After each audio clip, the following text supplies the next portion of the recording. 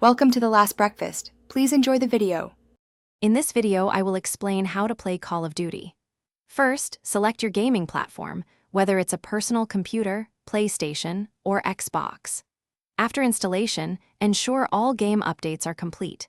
Take a moment to customize your control settings for maximum comfort and precision.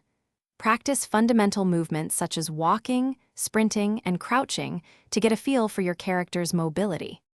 Call of Duty offers diverse game modes, each with unique objectives.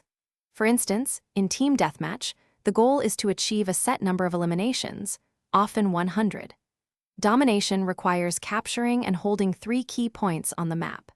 Familiarize yourself with map layouts to gain a tactical advantage, and always keep an eye on your minimap to track both allies and adversaries, enhancing your situational awareness. Selecting the right weapon is crucial. Experiment with various classes, from versatile assault rifles to close-quarters submachine guns and long-range sniper rifles. Develop custom loadouts, choosing perks and equipment that enhance your preferred combat style. Focus on aiming down sights and controlling weapon recoil to land more precise shots.